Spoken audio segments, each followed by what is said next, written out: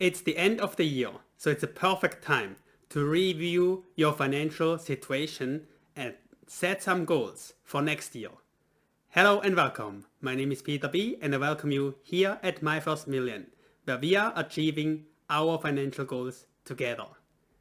Yes, exactly. So today's goal of the video is to have a review of the financial basics of your personal finance situation and then make a plan for next year, what we should be doing better. So when it comes to the basics, what do we want to take a look at? Exactly this one here, the wealth cycle. So the wealth cycle is a very simple concept that is covering basically your whole personal finance situation. You have your earnings, then you have your expenses minus your spendings equals your savings. This is how much you can save. And then you use your savings and put them toward investments.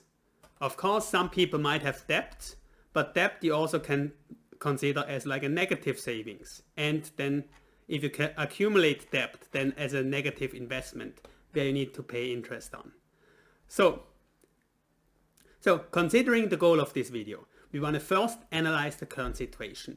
Are you able to figure out your personal wealth cycle? What was it for last year? What was it for last year and what is the current status? So for instance, if someone has earned 100,000 US dollar and maybe he spent 120,000 US dollar. So what would his savings be for the year? Of course, he went minus negative 20,000 into debt. So did he have investment? Maybe he had some investment in the past. Maybe if he's just starting out from zero, he went into debt. So this is an example. Ideally, of course, this looks maybe a little bit different. That maybe you have earned 100,000, but you spend less than you have earned. Maybe only spent 80,000. So as a result, instead of spending 20,000 too much, you are saving 20,000. So instead of taking out additional debt of 20,000, you can invest 20,000. And then of course, maybe you already have an investment portfolio here. So this you want to take into consideration. Maybe let's say you added 20,000, but at the beginning of the year, you already had 100,000. So your investments increased to 120,000. So your portfolio increased to 120,000. So that's a possibility how it can look like. So you want to analyze the situation. How much did you earn the past year? How much did you spend? And then consequently, how much did you save? And what did you do with the savings? Did you pay down debt? Did you just put it into banking? Did you just put it into a savings account? Or were you able to put it into investments? Then one last thing that we need to take into consideration, if you have invested, what is the rate of return? How much did you get out of it? Did you have a positive return from your investments or were you losing money? In general, I think this year was a good year for most of investments. So therefore, depending on what you do in investment, you should likely have some positive returns. But if you don't have positive returns, if you have negative returns, maybe now it's also good timing to analyze what went wrong or why you're negative in your returns here. So this here is step one of what we want to do today. Understand our current situation. Were you able to identify your personal wealth cycle? Were you able to identify your earnings, your spendings, your savings, and your investments, as well as the investment performance if you already have an investment portfolio? So now let's get over to step number 2. For step 2, we want to set our goals for next year. And ideally, of course, we want to improve our financial situation. However, we also want to be realistic. So if you see that next year you will have some potential big expenditures coming up. Or next year you want to do a career change. You need to take this into account. So you cannot just plan to everything improving here. It also needs to be realistic according to your plans. But generally what we want to see for the goals for next year, ideally we want to see earnings going up. What else do we want to see? How about spendings? Spendings, we want to see them going down. So that overall, hopefully, if everything is going well, we can see this, that savings are going up as well. So in order for having more savings, you either need to earn more or to spend less, or to do both. Now, as you know already your personal situation, you might already able to figure out where do you have more potential. If you don't earn a lot, maybe if you put more emphasis on your career, maybe you're able to boost your earnings.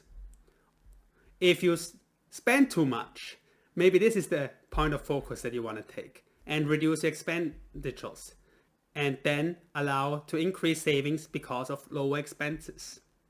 So regardless what your plans are, ideally at least you will have a positive savings rate, that you are saving more than you're spending.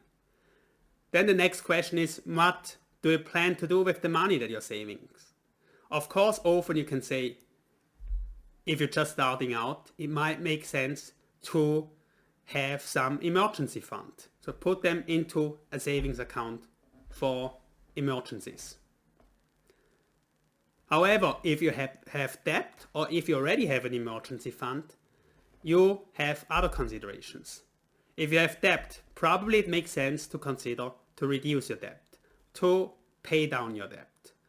Or if you already have an investment portfolio or now finally are able to start off in building up an investment portfolio, the ideal goal here is to increase your investments. But when it comes to investment, there's one more step that you want to take. How are you investing your money? And this comes down here to the rate of return. What do you want to do for your investments? Do you usually, after analyzing your situation, are you doing well with your investment decisions, or is there something that you want to change? So the question here is, do you need to change anything? Can you do the same what you did? Or just improve upon where you already are? At this point, we took a look at our current situation. We were thinking about what we can do better for next year. So we already have basically the main goals that we have. But I think for goal settings, you need to be more specific than that. You cannot just say, I want to increase my earnings by $10,000 per year. For your goals, you want to be specific. How you want to increase your earnings by $10,000 per year. Is it you want to acquire additional knowledge so that you can get a promotion? Is it you want to change fields to another area where there's more opportunity? Is it by working harder and maybe get some overtime work in? Is it by picking up a second job, at least for a while, in order to boost your earnings for a while? Or is it by changing your current positions to another company which might pay more? So you need to be very specific how you want to achieve this. Then do the same for spendings. Maybe you have identified that you have some sort of a spending problem in the past year. So don't just say you want to cut your expenses by 20%. You need to identify where are the areas where you can save more. Some areas maybe you are very willing to cut back and have a lot of potentials. Other areas maybe you are less willing to cut back or are essentials for your life. So you cannot cut back or you don't want to cut back too much. So you need to analyze for the spending goals, where can you reduce your expenses. Then for the savings, as said, I believe we all should have a goal to save. We should, at the end of the year, we should have more money than compared to the beginning of the year. So throughout the years, we should be able to save more money. But how much do you want to save?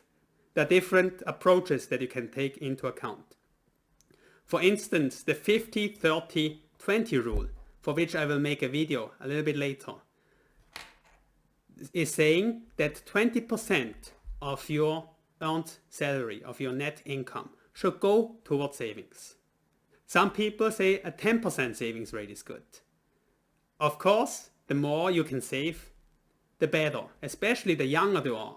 You want to save as much as possible in order to profit from the long-term compounding effect in your life. But again, the savings rate all depends on how much you can earn and how much are you spending, because it will be the difference of the two. And then for investments or for your debt, you want to have a strategy for next year. You want to identify which debt you want to pay off. You want to identify how you want to invest your money, or maybe what you want to learn for your investments, or maybe what adjustments you want to do for your investments. So, taking this all into consideration, I believe by now you are able to make some very specific goals for next year that are not only achievable, but also realistic and measurable. But of course, when it comes to personal finance, you can go one step ahead beyond what's measurable. You can also set goals for starting more. Starting more in order to have more capabilities in the workspace so that you have the possibility to develop your career faster. You can study more on how to optimize your expenses, or you can study more about investments so that you take the best approach for you that promises a solid rate of return, or that will help you to limit the risks that you're taking. So how did you do in the past year when it comes to personal finances? And what changes do you plan to do for next year? What are your goals for next year? Share them with us in the comments below. I look forward to hear back from you. Okay, thanks a lot for joining me today. I look forward to seeing you in the next video, and especially I look forward to seeing you winning financially.